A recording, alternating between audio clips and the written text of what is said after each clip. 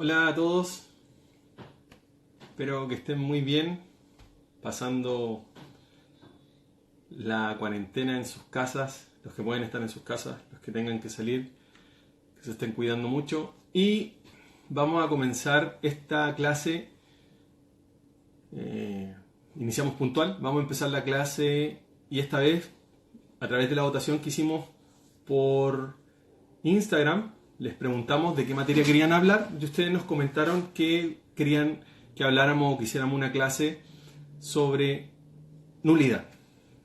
Primero que todo, la nulidad es un tema bastante amplio que es difícil reducirlo a una hora, pero esta clase de nulidad va a estar enfocada a cómo tienen que responder ustedes nulidad en el examen de grado. O sea, lo que se va a buscar es darle las herramientas para que ustedes puedan manejar de buena forma las respuestas de la nulidad en razón a una pregunta que se le hizo en el examen de grado, que es un tema muy preguntado. Nulidad es un tema súper importante que hay que tener muy claro, es preguntado en el examen de grado y es de esos temas que son preguntados, sabes que te los pueden preguntar, y de esos temas que si respondes mal o te cuesta, podría ser una causal de que te eches el examen. Entonces tiene que estar muy clarito. Me están preguntando si el vivo va a quedar guardado. Sí, esta vez sí lo voy a dejar guardado. El otro vivo que era respecto de responder dudas sobre el examen de grado, no lo dejé grabado, pero este sí va a quedar guardado. Va a quedar guardado y probablemente sea lanzado o subido más tarde o ya mañana. Pero igual es importante que participen en el vivo. A medida que vamos avanzando, ustedes me pueden ir haciendo preguntas y espero que, obviamente, les ayude, les sirva esto para también cambiar un poco el tema de estar encerrado, de estar en las casas. Nunca es malo entregar un poco el conocimiento que uno tiene hacia las personas, y en Derecho al Grado al menos nosotros tratamos de hacer eso, siempre pensando en que esto pueda hacerle de ayuda a ustedes. Ya, empecemos entonces. Recuerden que lo que vamos a ver acá es analizar la nulidad desde el punto de vista de cómo es preguntar el examen de grado. Nosotros hemos ido a ver muchos exámenes porque al menos nosotros que nos encontramos en la ciudad de Iquique con los alumnos que son de Iquique, nuestro plan de tutorías, y esto es algo que va personalmente en nosotros, los acompañamos el día de su examen. Por eso siempre les señalamos que nuestra meta es tu éxito, no es un logo, no un eslogan simplemente, sino que realmente nuestra meta es el éxito de ustedes, y para eso lo acompañamos incluso hasta el día del examen. Por eso, como lo acompañamos, entramos a muchos exámenes y vemos muchas preguntas, y también nos conseguimos de otras universidades preguntas o baterías de preguntas de otros profesores. Entonces ya tenemos más o menos una estructura de qué es lo que busca un profesor en el examen de grado cuando les pregunta nulidad. Así que eso vamos a ir viendo ahora. Primero que todo, tener claro que la pregunta, cuando te van a preguntar nulidad, puede partir de dos formas. Pueden preguntarte derechamente nulidad o pueden preguntarte ineficacia del acto jurídico. Siempre que los profesores te pregunten por ineficacia del acto jurídico, ten claro que a lo que te quiere llevar el profesor es a nulidad. Puede preguntarte ineficacia, luego te va a preguntar la discusión entre inexistencia y nulidad, que lamentablemente por el tiempo no la vamos a poder ver ahora, pero podríamos verla después en otro video. Ahí les voy a ir señalando qué podríamos ver. Pero siempre quiere llegar a la nulidad. Entonces, en ese sentido, es importante que ustedes tengan claro que les puede partir la pregunta por ineficacia y tener claro que el profe va para nulidad. Eso ténganlo claro. O puede partir derechamente de nulidad. Vamos a partir nosotros de nulidad. Primero que todo, siempre tener estructura en la materia. Cuando te pregunten un tema, lo que el profe busca es que tengáis una estructura. Puede él irse para otros lados, tratar de abarcar otros temas, pero tú tienes que tener esta estructura al menos cuando te estés preparando. ¿A qué vamos con la estructura? Es decir, definición, características, la típica estructura que tampoco es bueno ser tan estructurado, pero tenerlo al menos en tu cabeza como un pequeño mapa conceptual. Entonces, cuando el profesor venga y nos diga, hablemos de la nulidad, ¿qué es lo que tenemos que partir señalando? Partir señalando dónde se encuentra en el Código Civil. Ya, no en otro consejo, en el examen de grado no siempre quieren saber que tú te sepas los artículos, o no miden eso, no están midiendo que tú te sepas los artículos, sino lo que están midiendo realmente es que sepas la materia. Entonces podrías partir señalando en qué artículo se encuentra o no. Nosotros sabemos que la nulidad se encuentra establecida en el artículo 1681, ahí la define. Y siempre es bueno partir con el concepto general para después clasificarla. Entonces señalamos que la nulidad es la sanción legal que existe para todo acto o contrato, al cual falta alguno de los requisitos que la ley prescribe para el valor del acto o contrato, ya sea en razón a su naturaleza o a la calidad o estado de las partes. Y ya la misma definición del artículo 1681 nos está dando la respuesta de cómo se clasifica la nulidad. Nos dice que es esta sanción civil que afecta al acto o contrato cuando falta algunos requisitos que la ley prescribe, ya sea para el acto o contrato en razón a su naturaleza, nulidad absoluta, o calidad o estado de las partes, nulidad relativa. Por lo tanto, de la definición desprendemos que existen dos tipos de nulidad, la nulidad absoluta y la nulidad relativa. Y es importante, al menos en este punto, diferenciarlo. La primera pregunta entonces va a ser concepto de nulidad. Le damos el concepto del 1681, definición legal, por lo tanto hay que saberla del código. Aunque los profes digan que no, ahí ustedes va a depender del profesor que tengan, si le gustan los conceptos de memoria o no le gustan, le gusta que le expliquen. Eso ya depende de cada profe, pero yo aconsejo saberse siempre el concepto de memoria, porque el concepto de memoria puede llevar un examen parejito hacia arriba, o trabarse en el concepto puede ir truncando el examen y haciéndolo difícil de avanzar. Bueno, hablemos ahora de esta clasificación. Dijimos que la nulidad se clasifica en nulidad absoluta y nulidad relativa. ¿Por qué? Porque así lo señala la definición. La nulidad absoluta es aquella que dice relación cuando falta algunos requisitos para el acto o contrato en razón a la naturaleza del acto. Y no es lo mismo que la nulidad relativa, que es aquella que falta los requisitos para la calidad o estado de las partes. Y recordemos de, si esta nulidad se clasifica, la pregunta que podría venir inmediatamente sería, ¿y cuál es la regla general respecto a la nulidad?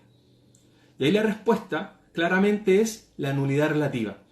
Y muchos se pueden preguntar, ¿pero por qué la regla general la nulidad relativa? ¿De dónde sacó el tutor qué es la regla general? Y es sencillo, es sencillo.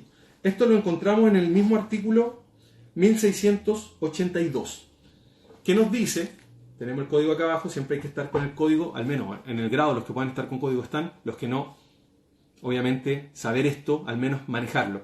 El 1682 nos dice en qué casos tiene lugar la nulidad absoluta. Y tenemos que partir de una base. Los casos de nulidad absoluta son taxativos. Son básicamente eso. Objeto ilícito, causa ilícita, la falta de solemnidad y cuando falta alguno de los requisitos que la ley prescribe para la naturaleza del acto. Y también la incapacidad absoluta. Esos son los 5 casos de nulidad absoluta. No hay más. Si bien cuando falta algunos requisitos que la ley establece para el valor del acto en razón a su naturaleza es una causa, digamos, de carácter abierto, en este caso no se toma como un requisito genérico, sino más bien se entiende que son esos 5 casos. Por lo tanto, la nulidad absoluta tenemos que tener claro que tiene causales taxativas. En cambio, la nulidad relativa es genérica porque dice, para todos los demás casos se aplicará la nulidad relativa, por lo tanto es residual. La nulidad relativa es de carácter residual. Entonces, cuando ustedes le pregunten ¿cuál es la regla general respecto a la nulidad? Ustedes señalan que es la nulidad relativa porque las causales de nulidad absoluta son taxativas y para todo lo demás se aplicará nulidad relativa. Entonces, recapitulemos hasta lo que vamos acá. Definición, artículo 1681 del Código Civil. Luego de la misma definición nos da la clasificación de la nulidad entre absoluta y relativa. Luego la pregunta que puede venir es ¿cuál es la regla general respecto a la nulidad? Y ya establecimos o respondimos que es la nulidad relativa. ¿Y por qué es la nulidad relativa? Porque las causales de nulidad absoluta son taxativas y las de nulidad relativa no, porque es la regla, digamos, genérica o residual.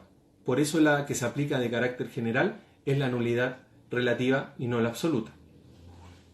Luego de esto entramos a analizar cada una de las nulidades. Ojo, quiero que tengan claro que esta clase dice relación con estudiar la nulidad desde el punto de vista en cómo hay que responderla en el examen. Recordemos que cuando estudiamos nulidad hay mucha materia dentro de la nulidad que hay que analizar, pero a la hora de estar en el examen, y los que han ido a ver examen me podrán encontrar la razón o quizás corregirme como ustedes lo quieran, pero yo de los exámenes que he visto, que por el trabajo que tengo son muchísimos, siempre el profesor pregunta cosas puntuales. No se va por las ramas, sino que se va a lo específico. Recordemos, como le dije en la clase anterior, el examen de grado es un mar de conocimiento con no tanta profundidad porque los profes tienen mucho para preguntar. Entonces sigamos. Ahora analicemos la nulidad absoluta. La nulidad absoluta ya dijimos que era aquella sanción legal o civil para todo acto contractual que falta alguno de los requisitos que la ley prescribe para el valor del acto en razón a su naturaleza. Esa es la nulidad naturaleza o especie. Esa es la nulidad absoluta. La pregunta que viene ahora, cuando estamos preguntando nulidad absoluta, es ¿quién puede pedir la nulidad absoluta? Es la típica pregunta de examen de grado. ¿Quién la puede solicitar? Y para eso tenemos que explicarle al profesor que se pueden dar tres situaciones. En primer lugar, la puede solicitar cualquiera que tenga interés en ella. ¿Por qué? Porque la nulidad absoluta es de orden público. En cambio, la nulidad relativa es de orden privado. Por lo tanto, eso ya nos daría algunas luces. Pero en primer lugar, cualquiera que tenga interés en ella. Segundo lugar, el Ministerio Público. Y acá, a nosotros, al menos en las interrogaciones, se han generado ciertas dudas porque algunas personas creen que el Ministerio Público, la Fiscalía, en realidad no. Y vamos a explicarlo después. Y en tercer lugar, puede hacerlo no a petición de parte, sino que el juez de oficio. Ya señalamos cuáles son los tres casos o en qué casos se puede pedir la nulidad absoluta y quién la puede pedir. Ahora vamos a analizar uno a uno. En primer lugar, dijimos que la declaración de nulidad absoluta la encontramos en el artículo 1683 y son tres situaciones. Estas tres situaciones dicen relación con, en primer lugar, cualquiera que tenga interés en ello. Y la pregunta que viene aquí del profesor es, ya, perfecto, cualquiera que tenga interés, es decir, cualquier persona puede solicitar la nulidad absoluta, no hay problema. Pero ¿a qué se refiere con cualquiera que tenga interés? ¿Cómo debe ser ese interés? Esa es la típica pregunta del profesor. ¿Cómo debe ser el interés? Y el interés, en este punto, esto no lo soluciona el Código Civil, sino que más bien lo ha solucionado la doctrina. Nos dice que ese interés debe ser actual y pecuniario. O sea que el interés que debe tener estas personas, que puede ser cualquiera, para solicitar la nulidad absoluta, debe ser actual y pecuniario. ¿Qué quiere decir que sea actual? La actualidad dice relación no con que sea inmediato, sino que la actualidad dice que se haga dentro de la oportunidad para poder solicitar la nulidad. Y adelantándonos un poco, podemos decir que la nulidad ¿se puede sanear? La respuesta es sí, pero solo por el transcurso del tiempo. ¿Y cuánto tiempo? 10 años. ¿Por qué les adelanto esto? Porque la actualidad dice relación con el tiempo en que se podría solicitar. Y el tiempo en que se puede solicitar son estos 10 años. ¿Y por qué 10 años? Porque 10 años es el plazo máximo que da nuestro ordenamiento jurídico para la estabilidad de los derechos. 10 años es el mayor plazo que nos da el ordenamiento jurídico para que se estabilicen los derechos. Recordemos, pasando a otra materia que esto es bienes, que los 10 años es el plazo máximo de la prescripción adquisitiva extraordinaria, es decir, es una institución que busca estabilidad, por eso la prescripción está al final del código y otras razones. Pero a lo que voy es que cuando ustedes le pregunten ¿por qué es actual? Ustedes tienen que decir que es actual porque se puede pedir dentro del plazo de 10 años. ¿Y por qué 10 años? Porque es el plazo máximo en que se podría incluso sanear la nulidad absoluta.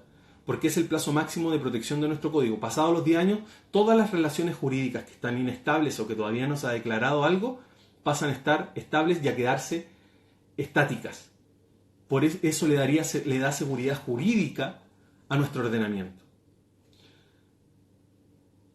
A contar de cuándo me pregunta Alexei y Nicolás. Desde la celebración del acto contrato en la nulidad absoluta. La nulidad absoluta siempre desde la celebración del acto contrato se empiezan a contar estos 10 años. Eso dijimos que sea actual. Y ese interés debe ser actual y pecuniario. Pecuniario yo creo que ya no requiere una mayor explicación, sino que más bien debe ser un interés económico. La persona que lo solicita debe tener un interés económico en el acto. Entonces, ¿quién la puede solicitar la nulidad absoluta? En primer término, cualquiera que tenga interés en ella. Pregunta el profesor, ¿cómo tiene que ser ese interés? Ese interés debe ser actual y pecuniario.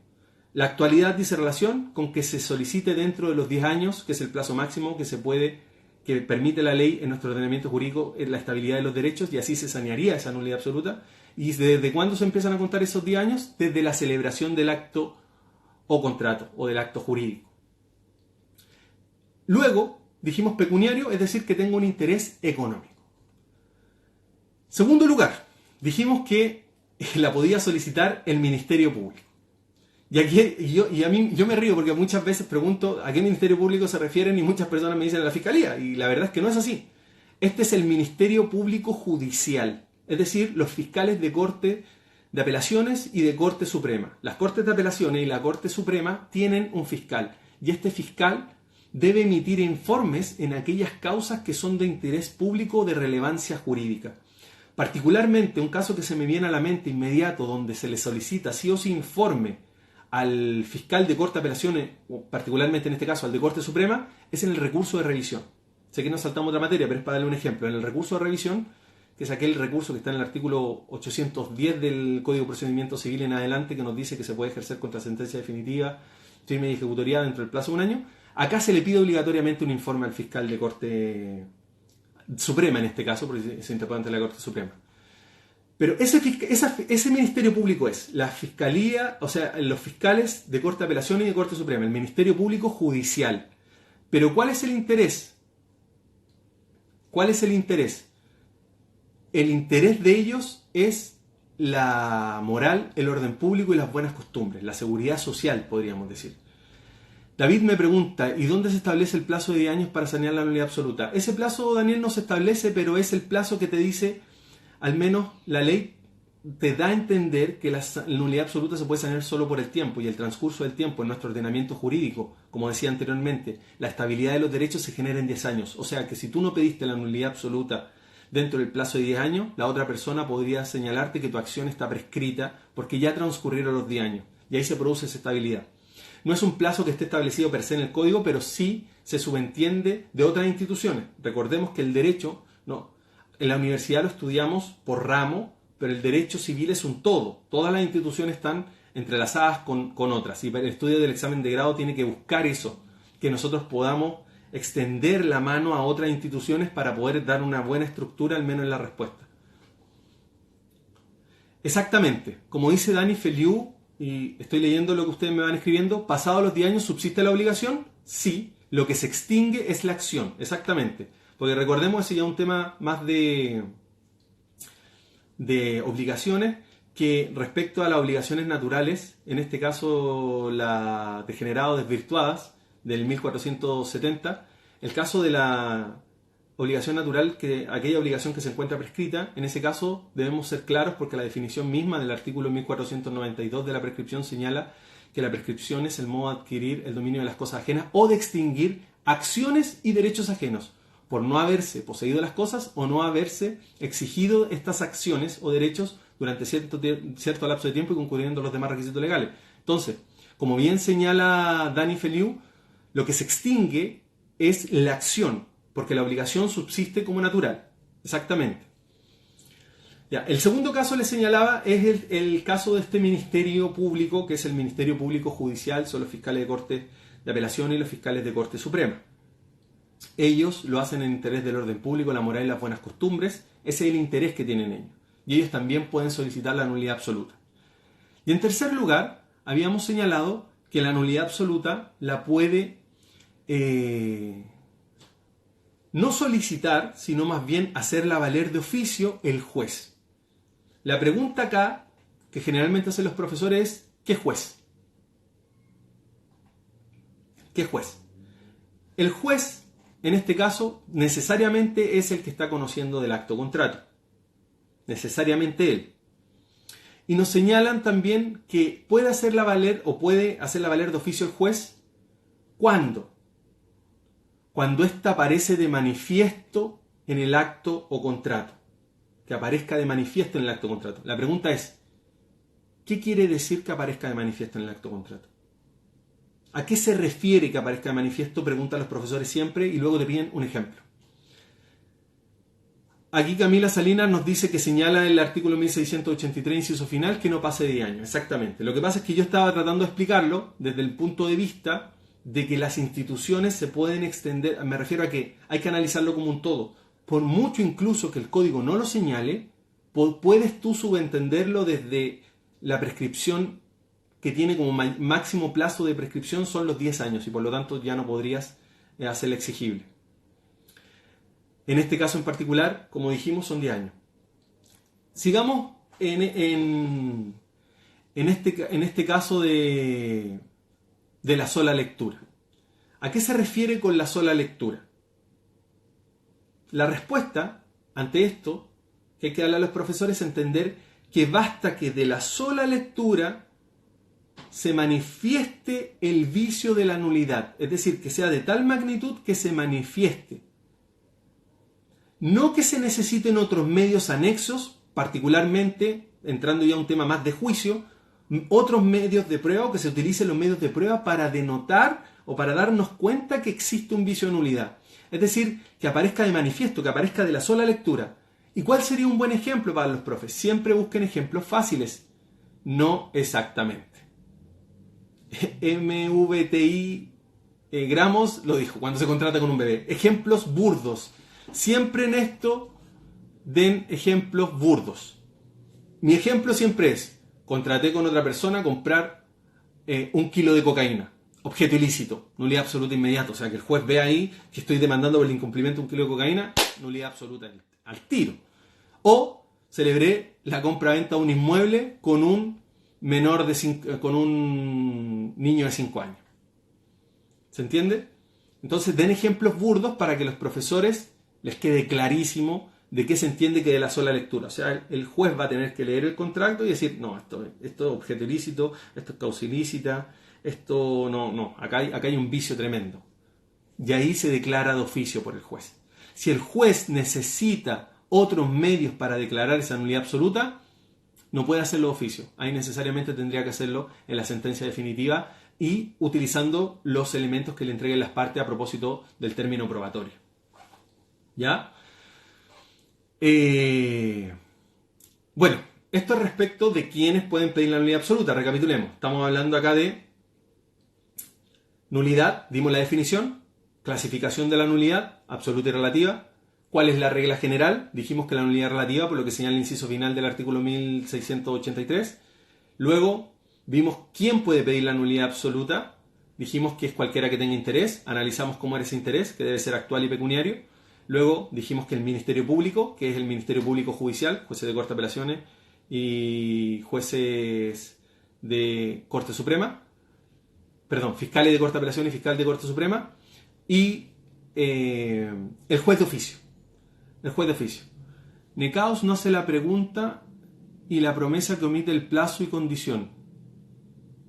Bueno, el artículo 1554 es claro que dice la promesa de celebrar un contrato no es válida, a menos que cumpla los siguientes requisitos. O sea, falta un requisito, es decir, de los que están numerados en el 1554, que sea un contrato que sea por escrito, que sea que esté sujeto a un plazo o condición, que sea de aquellos que la ley no declare ineficaces y que para su perfeccionamiento baste la sola tradición del acto o contrato que se está celebrando.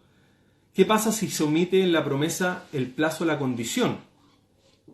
Bueno, en ese sentido yo entiendo que no cumpliría con un requisito esencial del contrato y por lo tanto si falta un requisito esencial, a mi parecer el acto o contrato sería nulo de nulidad absoluta o inexistente para los que creen en la teoría de la inexistencia.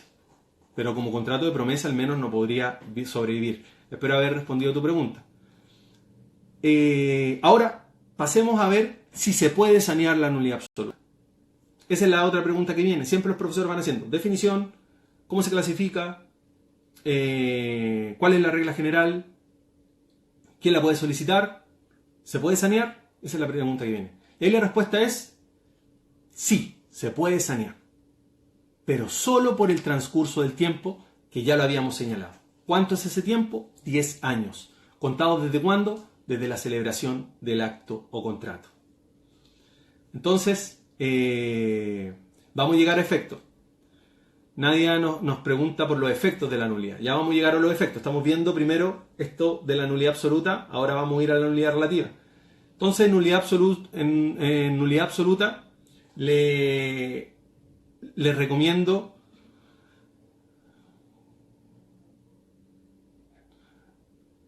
Mire, Carla Daniela nos hace una buena pregunta y nos dice: hola profe, hay una pregunta que he visto en el grado. En el caso del que tenga todo interés, pero hay una excepción del que sabía o debía saber el vicio. Sí, pues, nadie puede aprovecharse de su propio dolo. Tú puedes tener el interés, pero si sabías del vicio que tenía el objeto, no puedes hacer valer o solicitar la nulidad absoluta, porque nadie puede aprovecharse de su propio dolo en ese sentido. Eso es una máxima al menos del derecho privado y de nuestro Código Civil. Así que efectivamente no podría ese sujeto solicitarla. Ana nos dice: profe, cuando pueda, la buena fe en los contratos. Siempre es bueno hablar de la buena fe. Lo voy a poner para una próxima clase, que hablemos de los principios contractuales. Podría ser una materia, y ahí voy a ir agregando otras, pero la próxima al menos, lo señalo, me gustaría que fuera de procesal. Y de ahí hacer otra de civil, y así ir paulatinamente y haciendo una de procesal, una de civil.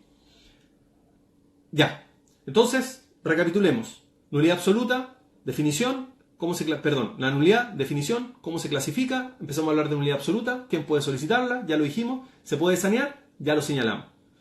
Ahora pasemos a nulidad relativa.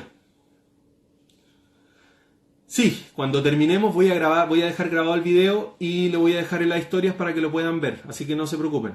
Estos videos de live, me pasó el live pasado, se cortan a la hora. Pero a lo que se corte voy a volver, si nos falta pasar algo o explicar algo, voy a volver a lanzar otro video y los dos van a quedar grabados, se van a mantener en la historia, pero también los voy a dejar grabados para que después los puedan ver. Ya, pues hablemos ahora de nulidad relativa, que se tienen que analizar de aparte, porque son situaciones distintas. La nulidad absoluta ya partimos una base diciendo que es de derecho público, la nulidad relativa no es de orden privado. Por lo tanto, ¿quién puede solicitar la nulidad relativa? ¿O quién puede hacerla valer esta nulidad relativa? Y la ley es clara y esto tienen que sabérselo tal cual como lo señala el código. Tal cual. ¿A qué me refiero? Todo aquel en cuyo beneficio lo ha establecido la ley, o sus herederos o cesionarios. Esa como rezo. Cuando les pregunten, usted me dijo muy bien quién puede hacer valer la nulidad absoluta y todo respecto a la nulidad absoluta, ahora vamos a nulidad relativa. ¿Quién puede hacer valer la nulidad relativa? Todo aquel en cuyo beneficio lo ha establecido la ley, o sus herederos o cesionarios. Así se responde. Esa es la respuesta que busca el profe. Y es más fácil porque al final son menos sujetos los que tienen o pueden hacer valer esta acción, la nulidad, en verdad, más que en comparación a la nulidad absoluta. Todo aquel en cuyo beneficio lo ha establecido la ley, o sea, entra el interés privado y personal de cada uno. O su heredero, es obvio, los herederos del causante podrán hacerlo valer, sí. O sus cesionarios. Recordemos, el contrato de cesión de derechos es un contrato en donde una persona cede los derechos a otra y al cederle los derechos se los cede con todos sus beneficios y vicios. Por lo tanto, a quien cedo este contrato que tiene un vicio de nulidad relativa, este ahora pasaría a ser el titular para poder solicitar esa nulidad relativa. Por eso es importante señalar, como señala el código, todo aquel en cuyo beneficio lo ha establecido la ley o sus herederos o cesionarios. La pregunta que sigue, o la pregunta que continúa,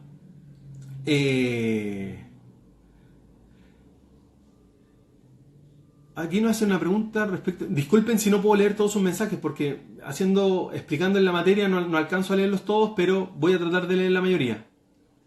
En el caso del nemoauditor va a depender, puede alegar la nulidad del sucesor que ejecutó sabiendo o debiendo conocer el vicio, en el caso en el que el representante conoció o debió conocer el vicio. Él puede pedir la nulidad del representado. Sí. El nemoauditor es un caso bien especial. Por temas de tiempo yo creo que no lo voy a poder tratar acá.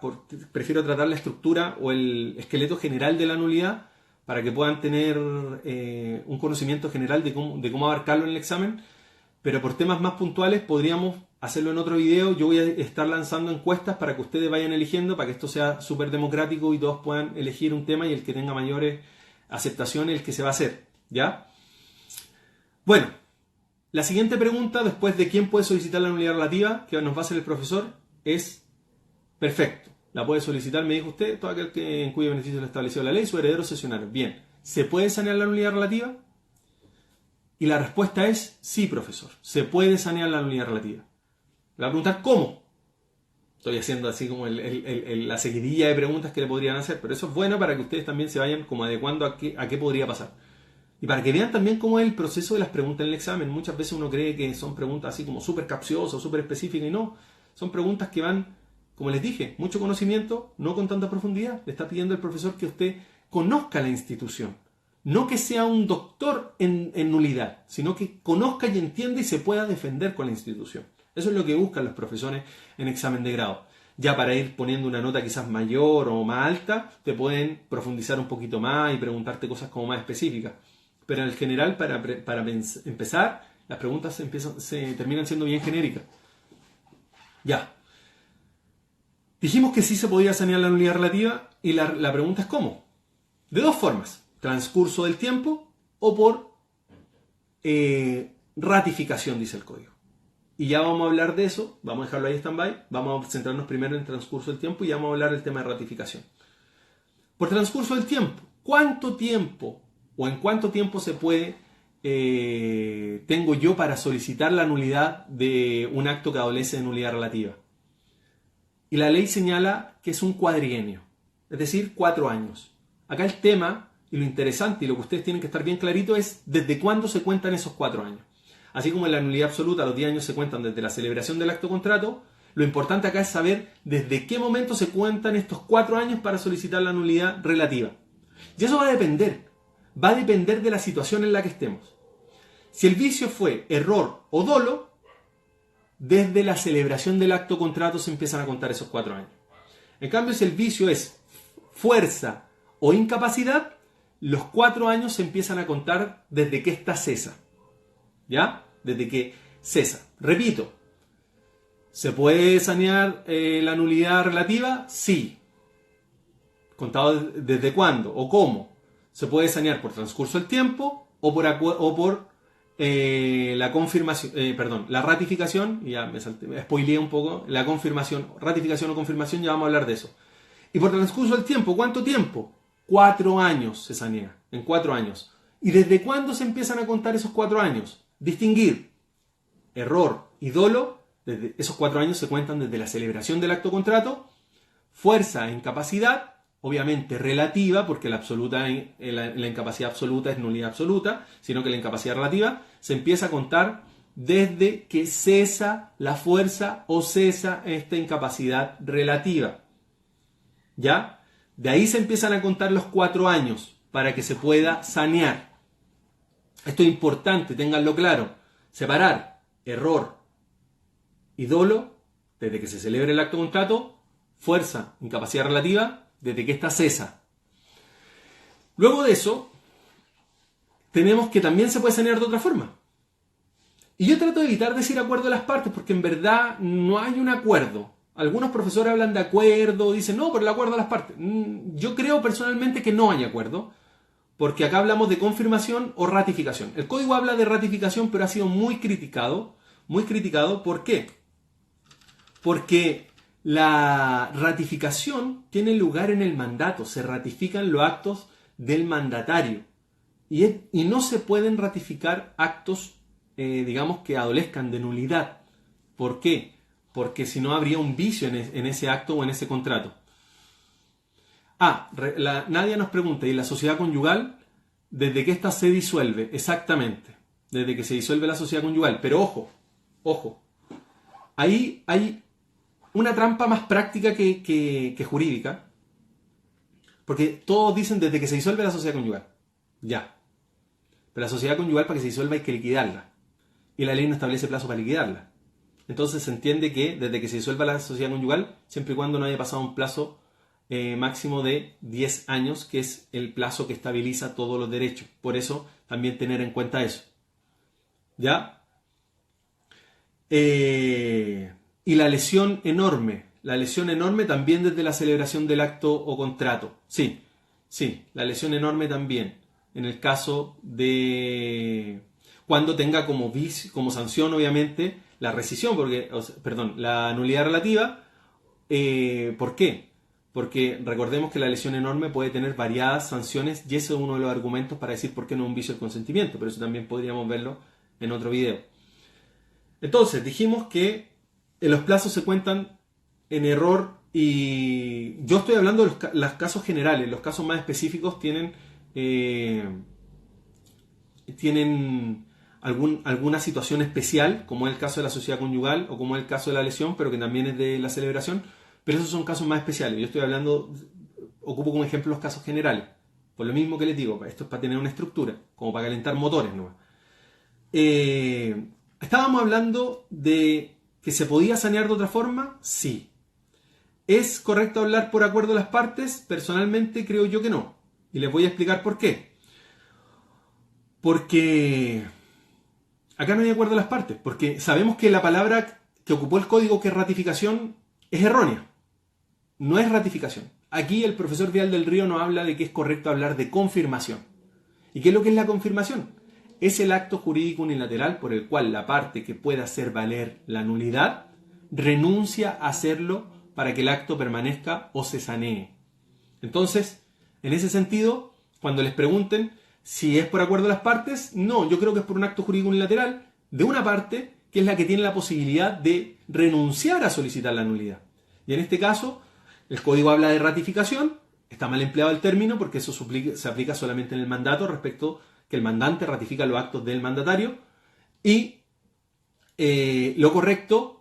Aquí yo estoy muy de acuerdo con lo que señala el profesor Vial del Río y cómo no, si es básicamente la eminencia que hay en acto jurídico, hablamos de confirmación.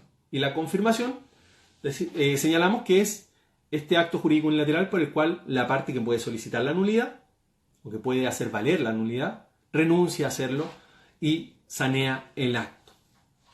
Por lo tanto,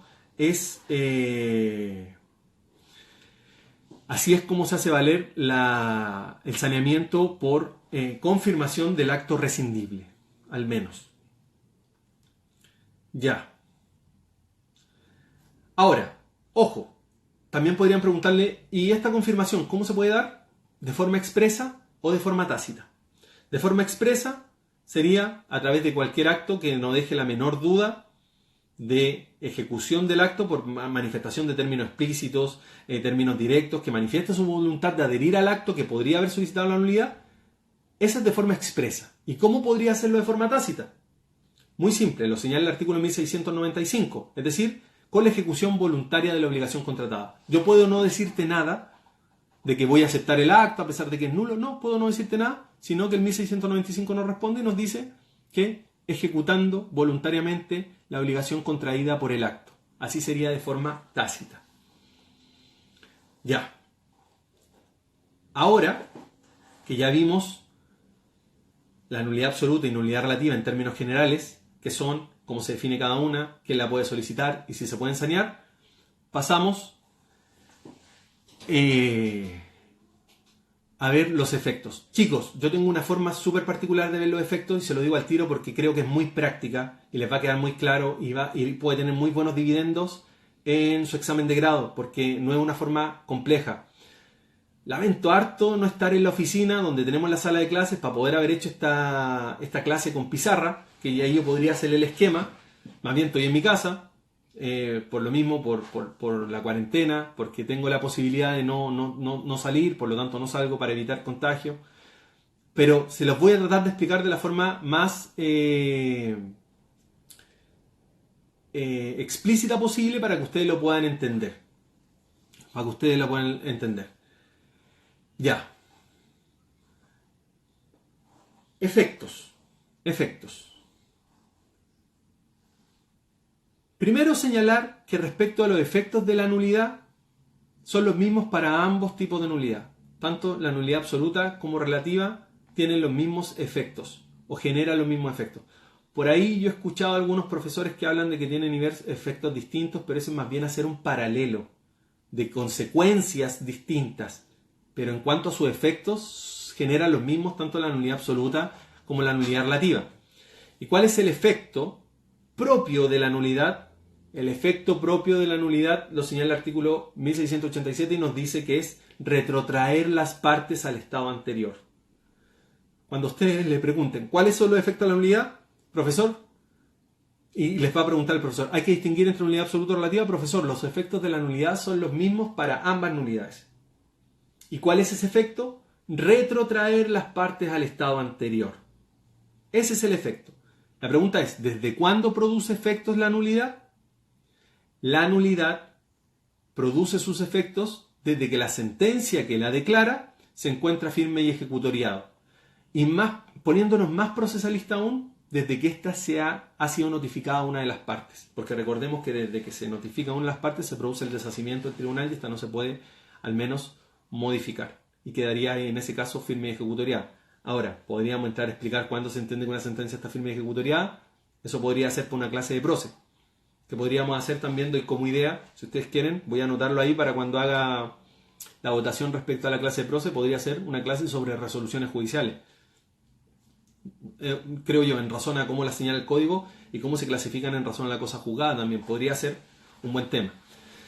Pero para efectos civiles quedémonos en que desde que se declara judicialmente la sentencia firme y ejecutoriada se entiende que produce efectos la nulidad y es este efecto de retrotraer las partes al estado anterior.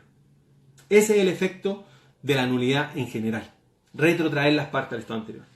Pero acá hay que tener cuidado porque la siguiente pregunta que hacen los profesores es muy bien, hábleme de los efectos respecto de las partes y los efectos respecto de terceros. Ya. Y en ese sentido es donde yo le digo que hay que hacer un esquema que es bien facilito y esto les va a ayudar mucho y les va a dejar bien grabado en la cabeza cuáles son los efectos. Porque a veces los apuntes se pierden un poco en hablar de los efectos y en este caso hay que tratar de ser un poquito más práctico en esto para tener un buen esqueleto de la materia en la cabeza y que a ustedes les sea fácil de responder, al menos en el examen. Lo primero que hay que hacer es señalar efectos de la nulidad, rayita, efectos respecto a las partes, rayita, efectos respecto a los terceros. Y respecto de las partes hay que volver a tirar dos rayitas, una que diga si el acto no generó obligaciones y si el acto generó obligaciones.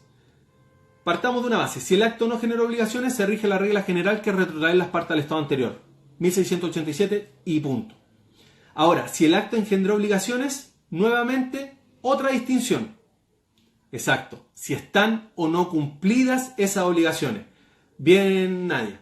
Exactamente. Si están o no cumplidas esas obligaciones. Y ahí hay que distinguir porque no es el mismo efecto si las obligaciones están pendientes o si las obligaciones están cumplidas.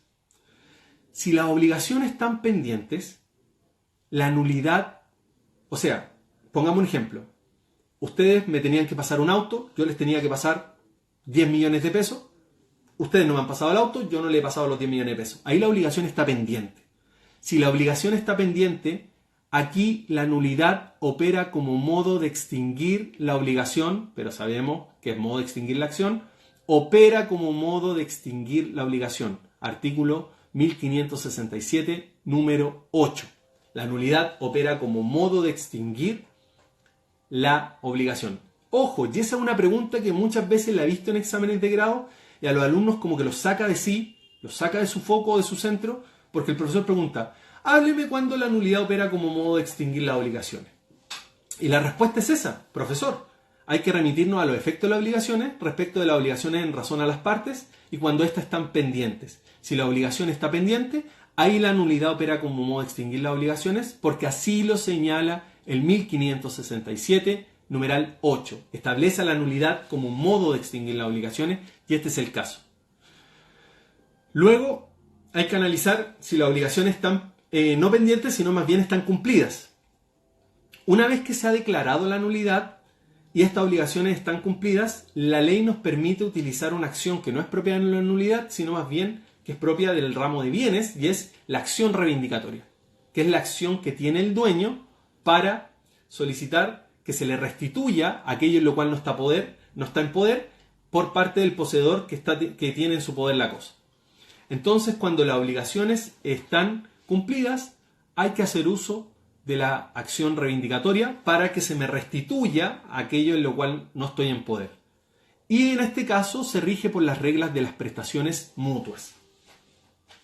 ¿Ya? Entonces recuerden, efectos de la nulidad, efectos respecto a las partes, efectos respecto a terceros, respecto a las partes, si el acto engendró obligaciones, si el acto no engendró obligaciones, si el acto no engendró obligaciones, 1687, se retrotrae las partes del estado anterior. Si el acto engendró obligaciones, hay que ver nuevamente, volver a distinguir si este se encuentran pendientes o si estas se encuentran cumplidas. Si se encuentran pendientes, 1567 número 8, la nulidad opera como modo de extinguir. Si se encuentran cumplidas, utilizamos la acción reivindicatoria, ¿cierto? 890 del Código Civil, y en ese caso nos regimos por las reglas de las prestaciones mutuas. Avísenme si les quedó claro. Lamento no poder hacerle el esquema en la pizarra.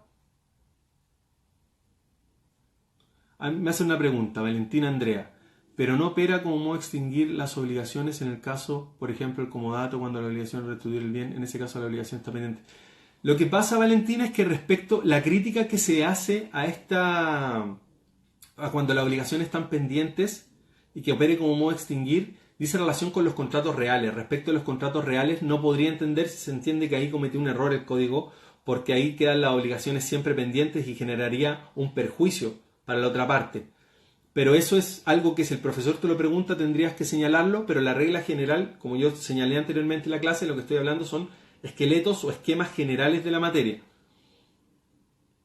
Exactamente, generaría ese problema para la contraparte que quedaría en desmedro de que no se le tendría que restituir el bien.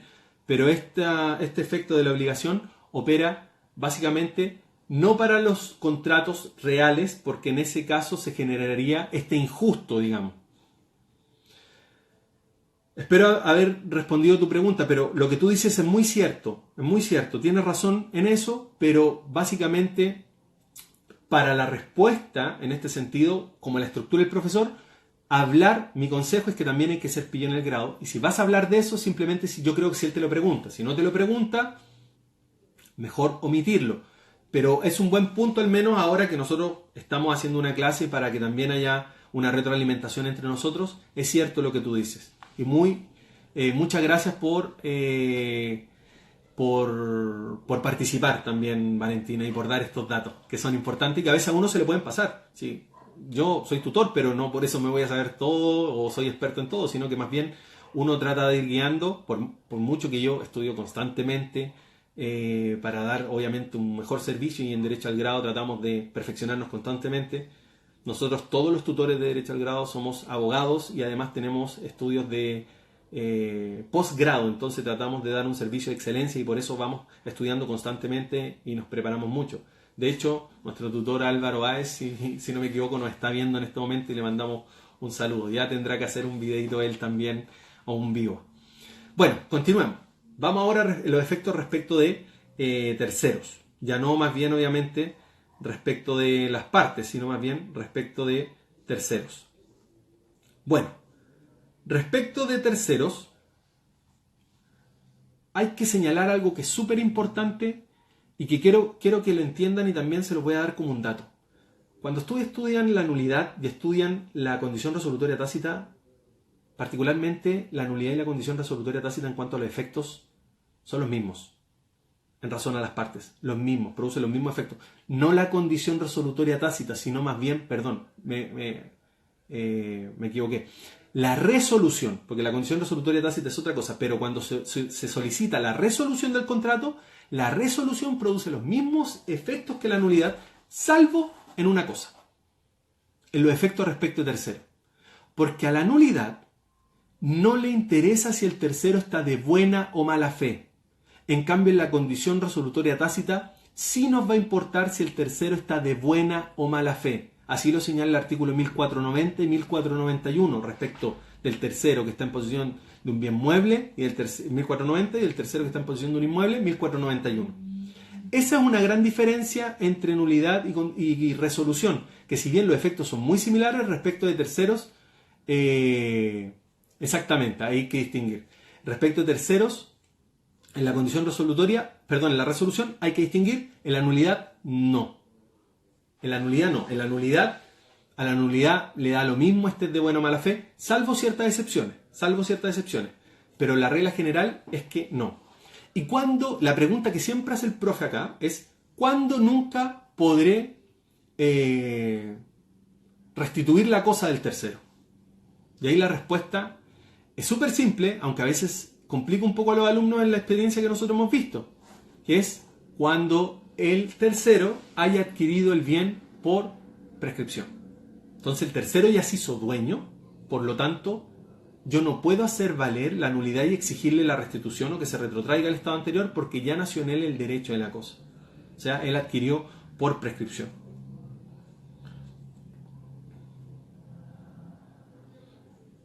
Ahí me hace una pregunta. Un ejemplo de acto o contrato es nulo relativo y no generó obligaciones. A ver, no entendí, pero un ejemplo que el contrato del acto es nulo de nulidad relativa y no generó obligaciones. No entiendo muy bien la pregunta, pero creo que te refieres a cuando el acto no ha generado obligaciones. Podría ser un acto particularmente en que haya habido una rescisión o mutuo disenso. En ese caso, cuando las partes de común acuerdo dejaron el acto sin valor, pero con posterioridad podría haber estado sujeto a algún vicio, podría ser una situación. Estas situaciones son más de pizarrón, ojo. Acuérdense que en el grado hay muchas situaciones que son teóricas que en la práctica es muy difícil ver. Es como la típico que nos decían en el pregrado, no, y ustedes tienen que probar la mala fe, y la mala fe hay que probarla y se debe probar. Yo, además de ser tutor, ejerzo como abogado y créanme que cuando me di el golpe con la realidad de que había que probar la mala fe o el dolo, cuesta mucho, es muy difícil, y por eso también entender que para el grado es teoría, pero también un poco de conocimiento, pero es más bien teoría. Y en ese sentido hay que explicar la respuesta en razón a cómo lo señalan los autores en los libros y como nosotros lo tenemos también en los apuntes, que es tratar de explicar teóricamente estos conceptos más bien que señalan los profesores. Cuando una cosa en manos del tercero se destruye. ¿Qué pasa cuando la cosa está en manos del tercero y se destruye? Otra pregunta que nos hacen. Buena pregunta. Ahí es distinto. Porque si la cosa se destruyó hay que distinguir si era un género o una especie o cuerpo cierto. Si es una especie o cuerpo cierto, ahí regirá el modo de extinguir, pérdida de la cosa de vida. Pero si es un género y se puede restituir, en ese caso ya no iremos por la cosa o pediremos la restitución de la cosa o más bien la indemnización de perjuicio. Ahí tenemos que solicitar la indemnización. Ahí en ese caso el retrotraerse al estado anterior no sería, digamos, realmente una restitución al estado anterior, sino más bien sería una equivalencia de ese estado por la indemnización de perjuicio. Nulo relativamente por falta de formalidad habilitante. Podría ser un caso, sí, por falta, sí, podría ser un caso en el caso que no haya habido homologación del acto, sí. Muy buen ejemplo. Muchas gracias, Nadia. Buen ejemplo. Aquí, Reskovic nos hace una pregunta de caso, profesor. Padre tiene 2 hijas y vende un bien raíz deliberadamente barato a una hija para que no dejarle el bien a la otra hija. ¿Esa otra hija puede alegar la nulidad del acto? A ver, sí, pero personalmente, en este caso práctico, yo no me iría por el tema de la nulidad, particularmente. Yo me iría por según el primer acervo imaginario o colación respecto de los derechos hereditarios en ese sentido, y como se hizo una pero en este caso es venta. En este caso es venta. Sí, podría la otra hija alegar la nulidad del acto. Sí, exactamente. Espérenme, perdón, que soy un poco ciego. Podría ser, hola. Ya, ahí estoy bien. Ya. Bueno, volvamos a los efectos, porque si no me voy perdiendo un poco la clase. Los efectos respecto al tercero dice relación con eso. Que el otro se haga dueño, no importa. Acuérdense siempre, el tercero no importa si está de buena o mala fe. Da lo mismo. En la nulidad, no importa. En la resolución sí nos va a importar si está de buena fe, porque si está de buena fe no podremos restituir o retrotraernos al estado anterior, ¿ya? Y si la cosa se destruye, como dijimos, cumplimiento por equivalencia, si es un género o si es una especie o cuerpo cierto, podría tener lugar el modo de extinguir la pérdida de la cosa de vida.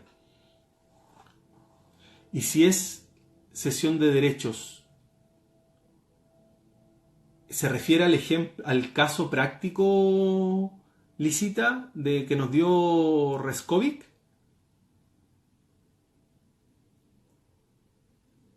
Es que ahí más bien lo que se podría solicitar es la nulidad del acto, pero también se podría solicitar la simulación del acto, hacer valer la simulación.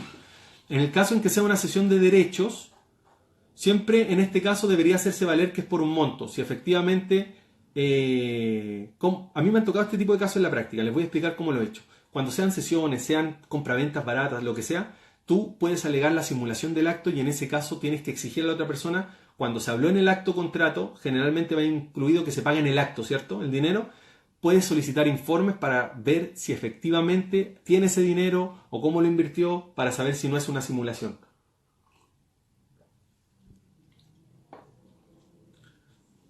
Espero, no sé, haberles respondido, haberles dejado un poco claro, pero eso ya pasa más a un tema más práctico, porque ahí se podrían hacer valer muchas acciones. Porque como les decía, si ya es una donación, se hace valer con posterioridad y eso va a tener que hacerse valer en el segundo acervo imaginario de colación y ahí va a tener la acción de reforma de testamento como heredero para poder solicitar que ese bien se colacione y se entienda que se le dé lo que corresponde a cada uno. Pero en ese caso se podría solicitar la nulidad, se podría solicitar la simulación, podrían darse muchas situaciones. Entonces, un caso así como tan genérico es difícil dar una respuesta específica. ¿Se entiende? Chicos, para concluir, sé que la clase fue como bien esquelética en cuanto a la estructura de la nulidad. Vimos qué es lo que es la nulidad, la clasificamos, luego vimos los efectos. Espero que el esquema, a pesar de que yo no se lo haya podido mostrar, lo cual lamento mucho, lo puedan ustedes haber hecho en sus casas, anotarlo. Voy a tratar de digitalizarlo o subirlo en una fotito al Instagram y también al Facebook para que ustedes nos puedan seguir. Claro. Dani Feliu, entonces son dos acciones. ¿Respecto de qué? Nulidad personal y acción real. Tú dices respecto a restituir el bien declarado nulo. Claro, tendréis la acción de nulidad que es personal y la acción real que sería la acción reivindicatoria. Si es que a eso te refieres. No estoy seguro. Bueno chicos, eso. Espero que les haya gustado la clase.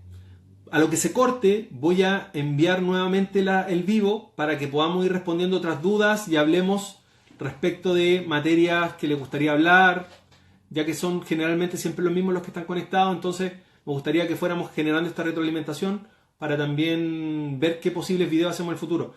Sí o sí voy a hacer otra clase gratuita, pero de procesal me gustaría. Entonces voy a tirar los temas que quieren de procesal. Creo que lo más lógico sería que fuera un tema más práctico, como procedimental, algún procedimiento, ya sea sumario, ordinario. Es difícil verlos todos, pero podríamos verlo así como desde arriba, como lo enseñamos nosotros en las clases.